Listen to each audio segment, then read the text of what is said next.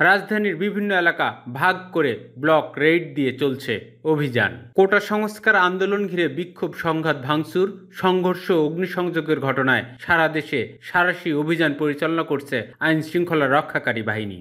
অভিযান সংশ্লিষ্ট সূত্রগুলো বলছে, যখন কোনো এলাকায় অভিযান পরিচালনা করা হয় তখন আইন শৃঙ্খলা বাহিনীর শত শত সদস্য গিয়ে এলাকাটি ঘিরে ফেলেন।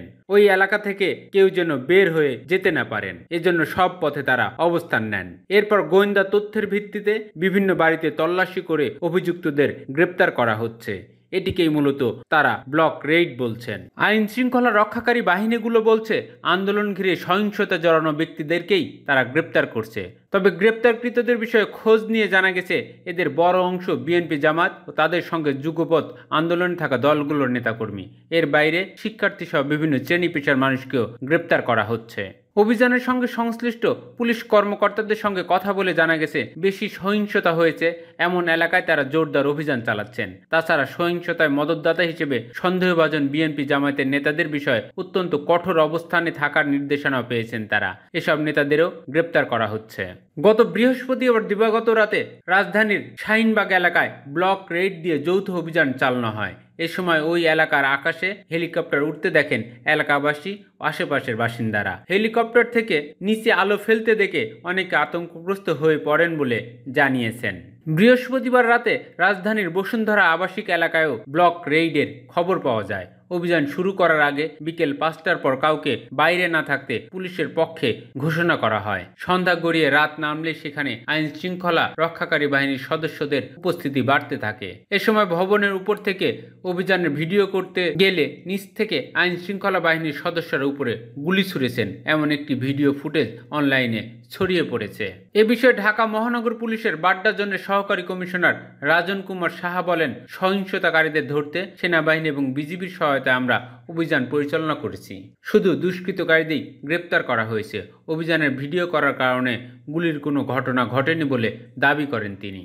এদিকে গ্রেপ্তার হচ্ছেন বিএনপি, জামায়াতের শীর্ষ পর্যায়ের নেতারাও। বিএনপির পক্ষ থেকে বলা হয়েছে, আন্দোলনরত শিক্ষার্থীদের উপর সরকার দলীয় সন্ত্রাসী এবং আইন শৃঙ্খলা বাহিনী যৌথভাবে হামলা চালিয়ে এখন তা আড়াল করতে বিএনপি সহ বিরোধী দলগুলোর নেতাকর্মী এবং সাধারণ মানুষকে ব্লক রেড দিয়ে নির্বিচারে গ্রেপ্তার করা হচ্ছে। অনেককে আটকের পর আদালতে না নিয়ে আইন শৃঙ্খলা বাহিনীর হেফাজতে রেখে নির্যাতন করা হচ্ছে বলে বিএনপি দাবি করেছে।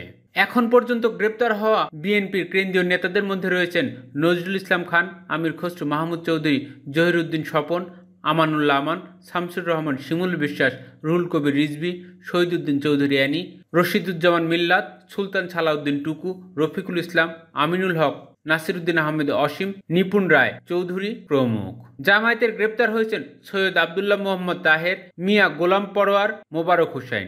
এছাড়া বাংলাদেশ জাতীয় পার্টি বিজেপির চেয়ারম্যান আন্দালিব রহমান পার্থ, জাতীয় দলের চেয়ারম্যান, 12 দলীয় জোটের মুখপাত্র সৈয়দ এহসানুল হুদা ও দন্ত চিকিৎসক শাখায়েত হোসেন।